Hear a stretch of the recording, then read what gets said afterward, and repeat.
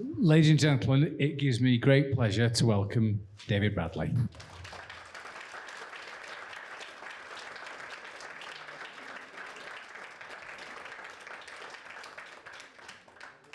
Ladies and gentlemen, we have about half an hour where we're going to do a Q&A with David. I'm going to just ask the first question, and then we are going to pass the microphones to members of the audience if you've got a particular question, and David's going to tell us about his experience of KES as well. So, David, if I can start, as I said in the introduction, for many of us, KES is an important part of our story, our own educational journey. We read the book as children, we studied the book at school, we've seen the film many times, we identify with the characters. How important do you think the story of KES is to the next generation, though, the children that are coming after us? Well, I think down the generations, every generation seems to find something about the movie resonates with their community or with their set of friends or family. It's extraordinary that we're here talking about a movie that was made over 50 years ago. So if you think about when we made the movie in 1968, it would be like thinking of All Quiet on the Western Front that was made in the 1920s as a silent movie, as a movie that has resonated as much as KES has in, well, not only England, but throughout the English-speaking world. Japan love this movie, France, Canada, Australia, of course. Strangely, America were quite late to get on board, but that's because they didn't understand the Barnsley accent at the time. I remember one of their execs said that he would have enjoyed the movie if it had been in Turkish subtitles. And you can get it now in English, Turkish subtitles, by the way. But I think it's extraordinary that, you know, we're here 50 years on. The movie was made on less than £170,000, which is very, very little when you think about today's movies. I mean, like Oppenheimer, which has just been released, the new, what's the, oh gosh, it's the one that's on the foreign world when there's that wonderful huge trunk of a tree that speaks. Avatar. Avatar cost something like 150 million to make, but little KES cost 170,000. And of course we shot it on celluloid in those days, which meant that the tape was far more precious than it is if you work with digital film, because you can wipe digital film. If you record on celluloid and make a mistake, you have to throw it away. But yet it's still an amazing film that young people, I mean, I meet young people all the time who are as fascinated as my generation are. And my girlfriend Kat and I met up with Ken Loach only a year ago to unveil a blue plaque to, bless him, Brian Glover at his favorite drinking haunt. And Ken was invited up to go to the local college. And they gathered a few students there. Well, it was actually packed. It was about 200.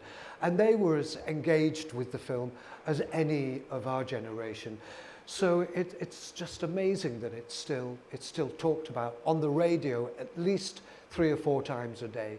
And incidentally, at the turn of the 2000, at the Millennium Year, New Year, they did a stroll, well, actually a proper poll of its peers and the public and the press of the best UK films of all time. And KES finished 7th in the best film ever made in UK history, and the 28th in world history, which is phenomenal for such a small budget movie. And no, I never expected to be speaking with you 45, 50 years on, talking about a movie that's been in my DNA since I was 14 years old. Thank you, David. Thank you. Any questions from the audience?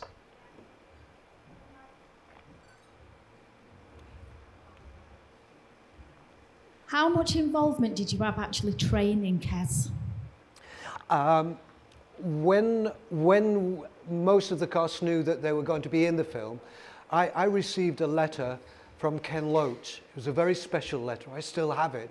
It was written, remember it's 1968, it was written in purple ink, which I thought only the Queen wrote in purple ink, and maybe the clergy.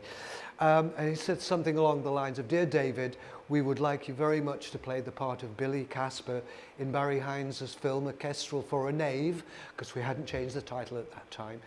"Would you mind going up to see Barry and his brother Richard, who was the falconer, at the end of school that day, so that you can be introduced to the kestrels?" We had 3 kestrels.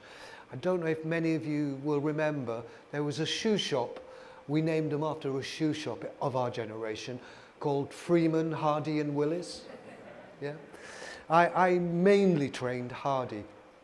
And what we used to do when we started filming, I would be up at the crack of dawn because I had a newspaper round, and I'd get to school around about 7:15, have breakfast there, then do a day's work filming, and then around about 4:30, when the light was starting to kind of get a little dark for filming, I'd then go up with Barry Hines to Welland to meet up with his brother Richard, and we would then go the whole through process of training the bird from a chick, because that's what they were when I climbed the wall and pulled them out of the crevice.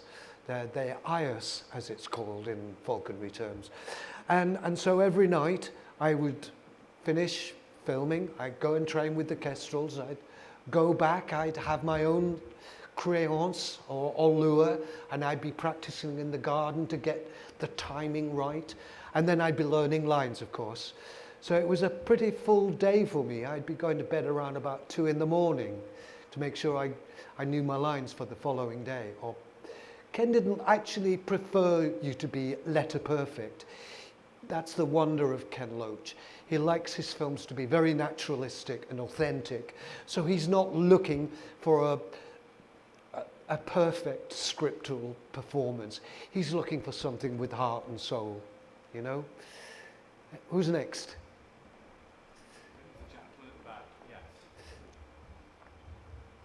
You actually answered my question, but I was going to ask you, how long did it actually take for the film to be made? Because you'd have had to take quite a lot of time out of school, wouldn't you? Yeah, well, we actually filmed it through the summer holidays of '68. So none of us really actually missed out on school. I had an extra couple of weeks when the summer holidays were over. But we spent the entire summer holidays having a ball, because it wasn't like a Hollywood film set. It was very, very calm, very easygoing. It was a huge family. That was the most important thing, was the cast and the crew. It wasn't a hierarchy. It was one great big solid community with one goal in mind, to make a movie as good as we possibly could. And none of us expected the film to do much more than a couple of years on the circuit. So Ken and Tony and I were absolutely blown away when it was finally released. It didn't get a release at first. The distributors, who were at the time United Artists, they didn't think that there was an audience for a boy with a bird of prey. So Ken and Tony Garnett being the producer, decided that the only route that they could go was by going the film festival route. So it was shown in a film festival in Czechoslovakia called the Karlovy Vary, and it won first prize there, the Golden Bear. Went to do a couple of other minor film festivals, and then got invited to Cannes Film Festival, but out of competition.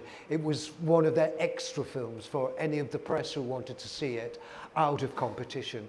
And many of the press went to see the film, and they were outraged that it wasn't in the competition, because every man and woman felt that KES would have won the Palme d'Or. So Ken Loach would have been the only director to have won 3 Palme d'Ors, which is amazing. The film then, we tried to get it a release in England, but still we had problem. But we were very lucky in that there was a film festival in those days called the London Film Festival.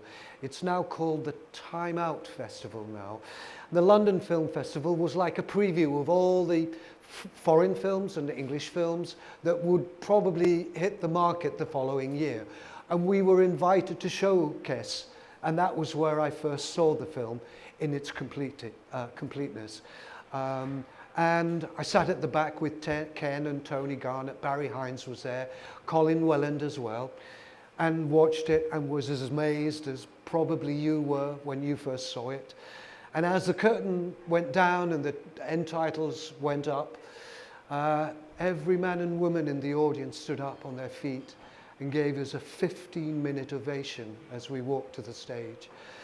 And then the distributors thought that maybe they could risk a northern release, right?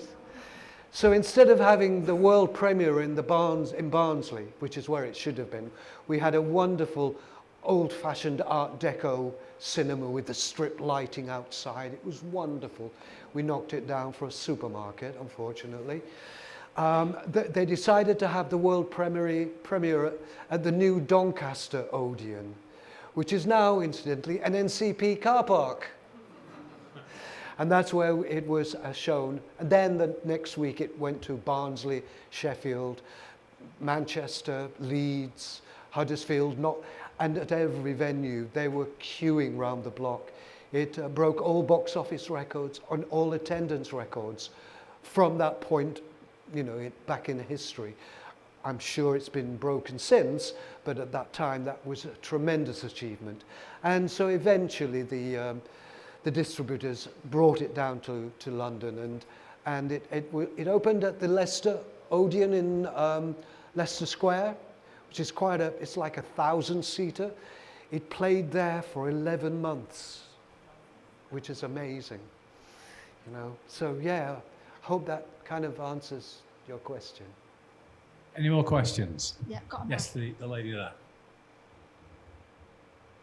Thank you for coming. Nice to meet you. My pleasure. I understand that some of Ken Loach's more recent films don't use trained actors for all of the parts, and I just wondered in KES whether all of you were trained actors or whether some, particularly the school children, were just, you know, ordinary people, for instance.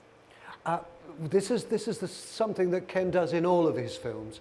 He prefers not to cast his characters with professional actors. There may be one or maybe two, but the rest are mainly unprofessionals. They're not even amateurs, many of them, because they haven't even taken up amateur dramatics. I was lucky because I had started doing pantos at school that were very successful, and I adored it. Whether I'd have become a professional actor is, I don't know. But certainly I would have joined an amateur dramatic after leaving school. But it's the way that Ken works. It was the same with KES. The only professional actor at that time was Colin Welland. There were a few people who were kind of on the comedy circuit, like my mum, Lynn Perry, the milkman, her brother, Dougie Brown. They were both kind of making their way on the comedy circuit. There was also a chap called James Dean, I think, the Chippy. He was doing the Lancashire circuit too, as well as working on the docks at Liverpool. My brother was a coal miner. Who else? The headmaster was a proper headmaster in Castleford. Brian Glover was a teacher and a part-time wrestler who, as you probably know, wrestled under the name of Leon, as in the town, but he decided to call his surname Our Ass, you know, because it had that kind of little Barnsley thing about it.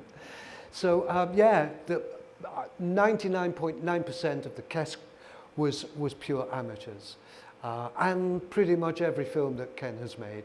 We saw him, Kat and I saw him just over a month ago.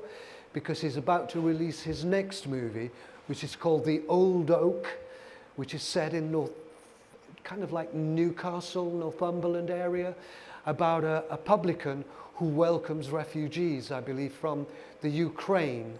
And it's about how some in the community are not very generous and others are trying to help them. And I've seen a little clip of it and it looks really, really good.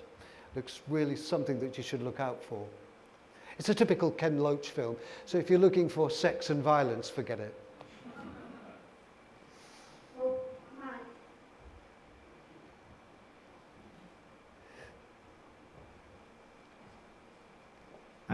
There are some just incredibly iconic moments throughout the film. Do you have one personal scene or moment that sticks with you that you think, yeah, that's my favourite moment? I think, for me personally, the scene where he's flying the kestrel and Mr. Farthing is watching, not only because of the fact of how difficult that was, getting the timing right, but that the artistic and aerial beauty of it. It's like an aerial ballet with someone choreographing it from the ground. I just loved working with the bird, and they are so stunning, and they don't half hurt when they bite you, and scratch, of course. But there are some lovely moments. Of course, I love the football sequence. I think that's very funny. And so true to life. And there were times, I mean, I'll give you an example in the dressing room after Billy has failed as a goalkeeper and is on the way out, having not taken a shower, and the PE master stops him from going and asks him if he's had a shower, and he says, yes sir, and he gives him a crack across the head. Well, he was rehearsing that off camera several times without letting me know, right? He suddenly, what? And I try and find another, and, you know, get into a corner so he couldn't actually get behind me. But yes, yes, I love the football sequence, of course. I think, I just love the whole film. You just get drawn into it. And you believe it. It's not like a Hollywood movie. It's like a fly-on-the-wall movie. It's more documentary style than kind of glitz and glamour. And I think that's one of the reasons why so many people resonate and feel, you know, a connection with it, because they know people like that in their neighbourhood, whether you're from, you know, Wales or Liverpool, Scotland, down south. It's crossed the you know, the racial and the civil divide. Everybody likes it, whether you're working class, middle or upper class, whether you're Jewish, Polish or Caribbean, Afro-Caribbean. Everybody has found this movie resonates with their communities, and I think that's a great honour, and we should be really grateful to Barry Hines for writing this book. You've mentioned Colin Welland. We've obviously, within Leigh, got a connection to Colin, because obviously, I know he was born in Liverpool, but he taught in Leigh, and he taught literally just down the road at Bedford High School. I don't think it was called Bedford High School at that point. Do we actually have anybody from Bedford High School who was there at the time? It would have been great if there was, but you have to be very old. What do you remember of Colin? Well, firstly, I remember he was a St Helens fan, but we won't hold that against him, will we? Right? He was a very, very generous guy. He was very kind of paternal, like a mother hen to all of us, because he had the experience, and he wanted to ensure that whilst we had a great time, that we were focused.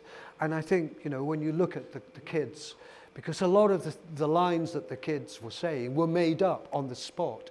There's a scene in the changing room when one of the kids says about Billy, he's undressing. He says, oh, he's just come back from Biafra, which at that time was a really kind of poignant thing, because there was such poverty and malnutrition in Biafra. So it just came out of his head. It wasn't scripted or anything. And Ken said to him, it was during rehearsal, keep that line. We want that line in. And so the script kind of partly grew. And Barry didn't mind that because he said at the end of the day, they all think I've written it, which was great. So yeah, a lot of the moments with Colin were really, really nice. And in actual fact, about 12 months later, I hooked up with Colin to do a Z-Cars because he'd returned to Z-Cars. And I was invited, I was still at school. I was in my 16th year, I wasn't quite 16. And I was invited to do a episode of Z-Cars. And I'd taken Ken and Tony and Colin to the best fish and chip shop in town. And they did say it was the best fish and chip shop in town. So Colin, when he had me in London, took me to the best fish and chip shop in London, which I didn't think it was the best fish and chip shop. In comparison, what was, because obviously Brian is a different character on screen, what was Brian like? Brian was really in your face. He was a larger-than-life character. Huge warmth and affection. He wore a heart on his sleeve. But he was like rough. He was a rough gem. And he was a school teacher. I would imagine he taught at the same school as Barry when we started filming the stage screenplay. Barry had moved on to a place called LEIGH, which is where he knew Brian Glover. And Barry was the sports master, and it was Brian who was the English teacher, which is kind of rather interesting. But Barry didn't even audition Brian because they both knew he'd be absolutely perfect for the football master, the games master. And we got on great. We did a couple of things together. We did a film called Absolution with Richard Burton. In 1978, he played a copper, played it very well. And then we joined forces again at the National Theatre to do what's called the Mystery Cycle plays, which is based on the Old Testament and the New Testament. And he played God on a forklift truck, right? And I played Adam. So he ushered me out of the ground, and I was completely naked and covered in cork. And then I saw him just prior to him dying. It was the year that my local football team, which we both loved very much, managed to get to the Premier League for the first time. And lo and behold, on the back page of an A2 size paper, it was huge, was a picture of Brian eating a bag of fish and chips. So I thought I'd take him the newspaper when I went to visit him at the hospice, and he'd had a stroke, so he couldn't speak anymore. He couldn't move very well, but it was still there. He recognized me immediately, and I said to him, listen, I've got something for you. I turned him round and he showed him the newspaper, and he lit up. He says, I said, yeah, I brought it for you. And I said, it's because our Barnsley boys went up this year. And he went, yeah.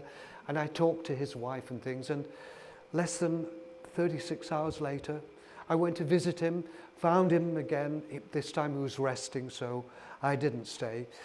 Within 12 hours, he'd passed away.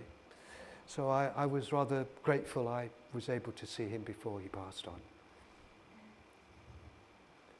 Thank you. Elizabeth? Anybody else want to ask a question before I go? Yeah.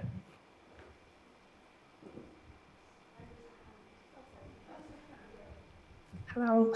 Hi. Do you know the end scene is still the saddest scene that I've ever seen? I just wondered, does it upset you, and did it upset you when you played that part? Yes. Firstly, it does upset me now. I can't watch the ending without being brokenhearted. I'm not. I know that it's me I'm watching, but something in my brain just recognizes that it's a child, and it's so cruel. During the making of it, as we were getting closer and closer to doing that sequence, we shot the entire film in sequence, most of it anyway.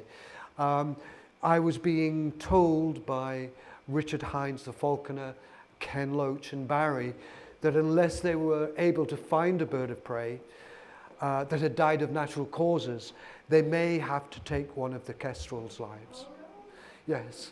And I, well, firstly, I thought this was an outrageous idea.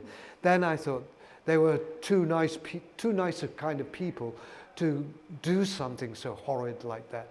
But of course, this is the way that Ken Loach works. He's trying to get into your psyche to actually make your performance more authentic. You remember in the little sequence at the beginning when Billy's running on his paper round, going to the paper shop, and he runs through the estate. He had a man there with a Yorkshire Terrier, who he said, when he runs past you, you throw your dog out at him and it'll run after him. That's what he did. So when it came to the last sequence, Tony Garnett and Ken Loach and Barry and Richard had kind of primed me that they may have to. And come the day, I would go up, to train them prior to the day. And on the day prior to shooting it, there was one bird missing. We had to let one of the birds go anyway, right early on. Willis was a little on the schizophrenic side, so we couldn't train Willis. And what we did was very gently and enabled it to go back into the wild and fend for itself. So you just don't, abandon it. You still put out food for it so that it knows that it can get until it learns how to hunt for itself. So there I was, and there's only one bird in the hut, in the shed that we used to keep both kestrels. And it was not my kestrel, it was Freeman who was there. Hardy, the one I trained most of all, was missing. And they said, you'll have to train Freeman tonight. Hardy's not here right now. And they put it, they didn't say we've killed it, but they put it to make me think something had happened to it. And then I arrived on set, and Ken Loach had said to the entire crew, who were enormously friendly and warm, to the entire cast. But when I wasn't shooting or filming, I'd help. That was the great thing. I was like the third assistant to the camera crew. So if there was any camera equipment, I'd lug it along in suitcases for them. And I'd help the sound crew out as well.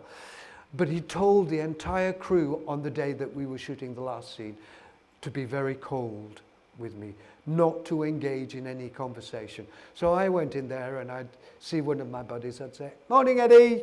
And he'd just go, "Morning." And that was it. And I'd go, and I'd look at someone else, I go, "Morning, Ron." "Morning."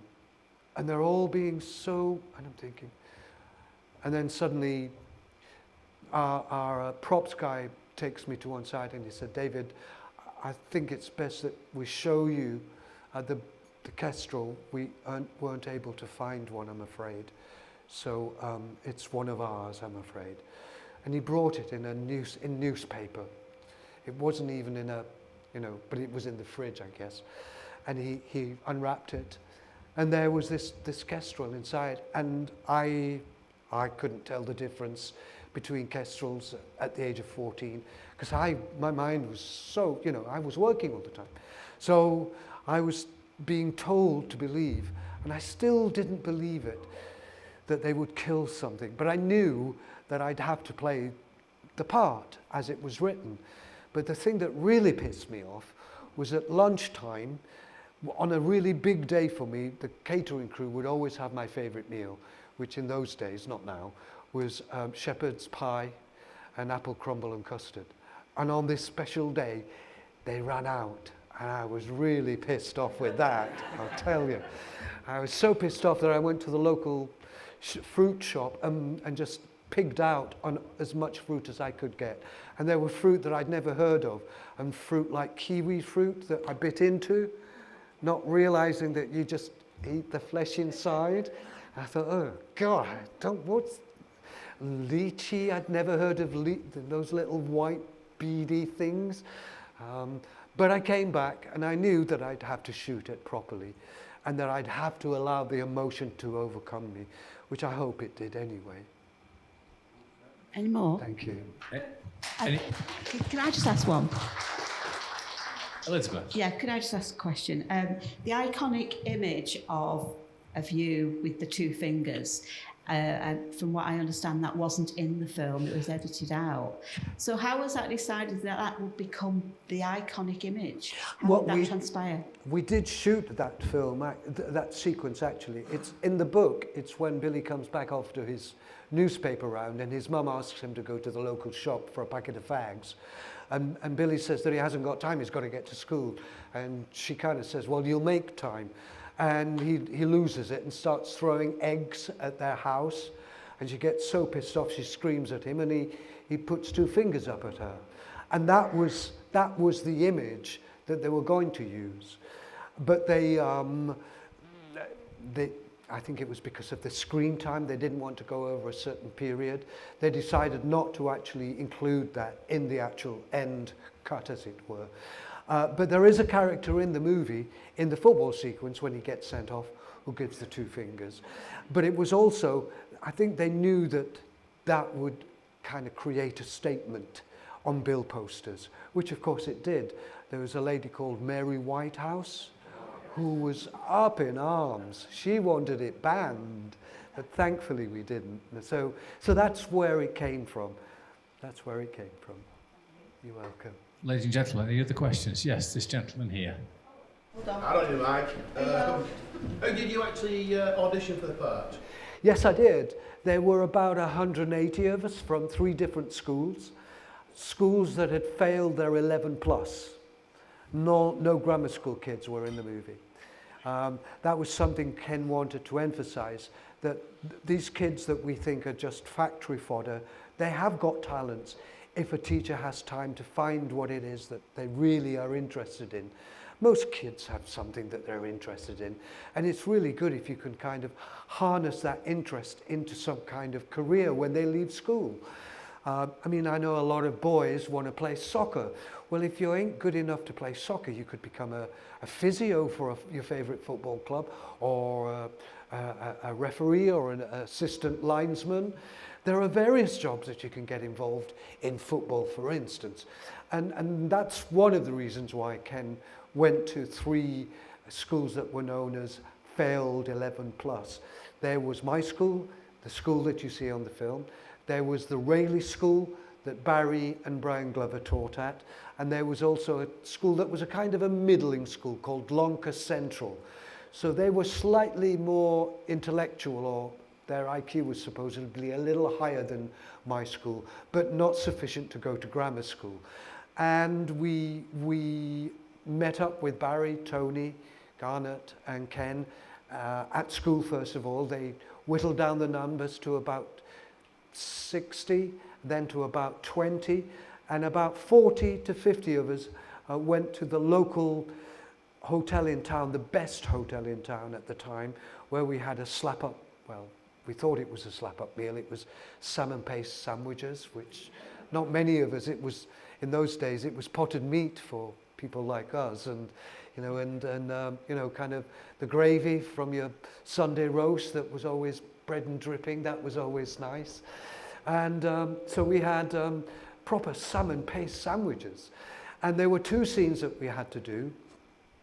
They, some were going to be just classroom, and he chose 3 or 4 people to play the part of the bully, McDowell, and 4 other young people, including myself, to audition for Billy.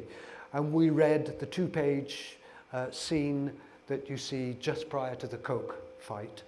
And then, after that, we did an improvisation, which I think maybe kind of turned it in my favor.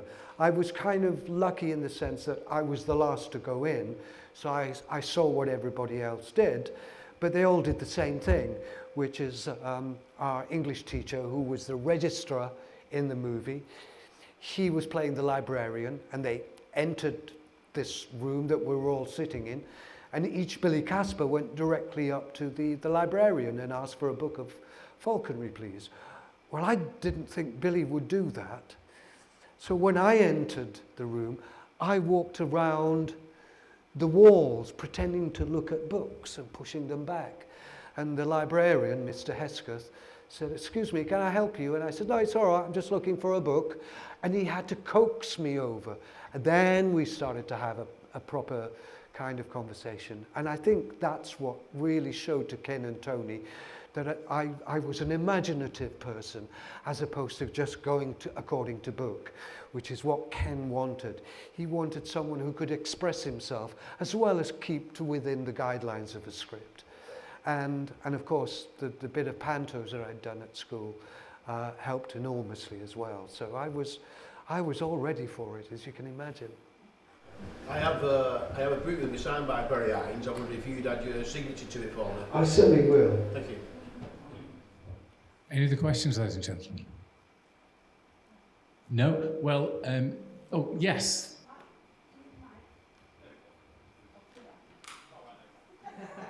I've never seen the film before today, but I thoroughly enjoyed it.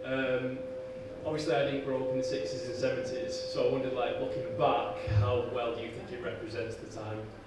Oh, it was so authentically. I mean, in my day, we were called latchkey kids. So that what that meant was that your mum and dad worked and they'd leave a key for you in the outer house or in the coal place so that you could get it to let yourself in. But nowadays, of course, it's instead of a latchkey, it's a mobile phone, right? So there might be certain differences in technology, but there's still a lot of what's happening in my time in the 60s still happening in schools today, with kids being bullied or being sexist, sexism and things, problems at the home, school teachers who yet still haven't learnt that they're not trying to bring the pupil up to their level as much as they're going down. It's a pupil and a teacher relationship is reversible. The pupil teaches a teacher to be a better teacher, just as a teacher teaches a pupil to be a better or a more, a wider human being. And I think a lot of kids would still recognise that a football scene is pretty much the same at games team. The games master still wants to be the ref and the penalty taker and the slightly balding, fair-haired Bobby probably be Ronaldo or Messi right now, right? But they would still like to, imbue themselves with one of their heroes. So I think it still resonates so much. And like you say, young people find the movie really captivating still, your generation. So I think we haven't mentioned it yet, but there's a memorial statue in town that cost over £120,000. That was totally publicly funded, of a bronze of Billy and the kestrel. There was a debate whether or not it should be the two fingers, but we already have a statue in town of Dickie Bird, and he's sticking up, and you can imagine what gets stuck on his finger. He's many a time you actually see him tugging off little white kind of bubbles or balloons. So I thought, no, we don't want to be known as the fingers town. So I said it would be much better, and it would inspire young people if there is a relationship between the bird and Billy. So eventually we decided on you should look it up on YouTube, or the Barry Hines Memorial statue. It's a beautiful, and anytime you're in Barnsley, you should look at it. It's beautiful. For me, with the teachers, what I remember is that a teacher would refer to you by your surname, and they would also, when they do the register, they would call you by your surname, never by your first name. That's right. Which kind of shows the power imbalance at the time. Yes. And it's the subtle things that you think. It was in many ways the bad old days, I suppose. And in those days, we used to think that a classroom size of 32 was too big, but I have a feeling that the classroom sizes now are at least 32, if not bigger. And the schools are like maybe 2,000, the academies are 2,000 pupils. Our school was 600. So the whole regime of education has completely changed since my time. Hopefully for the better. Any final questions, ladies and gentlemen? Yes, this lady here.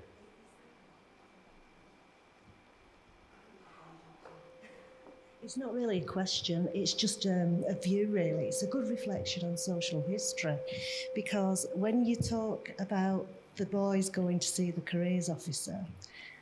That didn't happen for the girls at that time. So, Did it not? Or, Wow.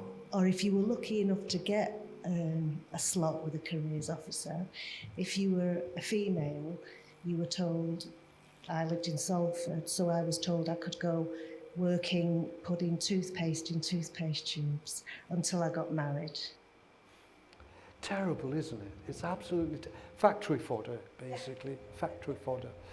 Oh, I didn't realise that. And you're right, because the young person that comes out before Billy goes in is a boy. So you're probably right that there wasn't a female youth employment officer to. Well, I think it was we called him a youth employment officer, I think. But you're right. I think that's gross. I mean, thank heavens that's, well, I still think that there's still a long way to go before there's equality. But we're moving in the right direction, I hope.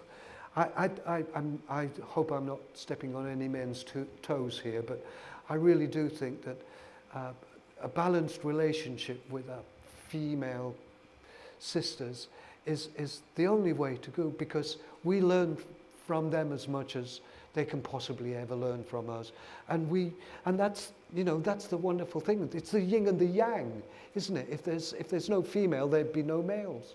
You know, we all come out of a. So I think, you know, women are so important in society, more not necessarily in the home, but everywhere, because they have so many qualities, and that we should, you know, we should celebrate those rather than kind of keep them, you know, in check. I'm a bit of a feminist myself, I have to say.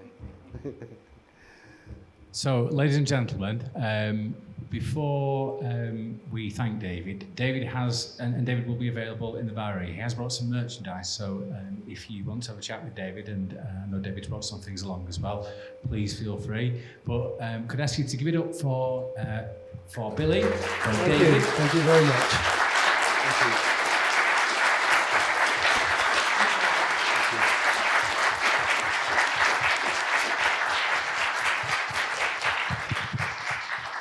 And thank you very much for coming. It makes it so much more welcoming and warming, and I get engaged as much as you do when you're engaged with me and asking me questions, because I don't know what you're going to ask me.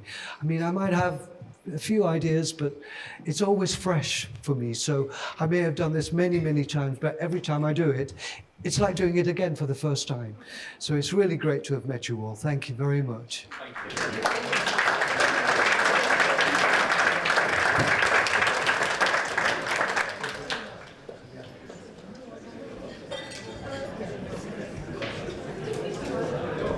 Thank you very much.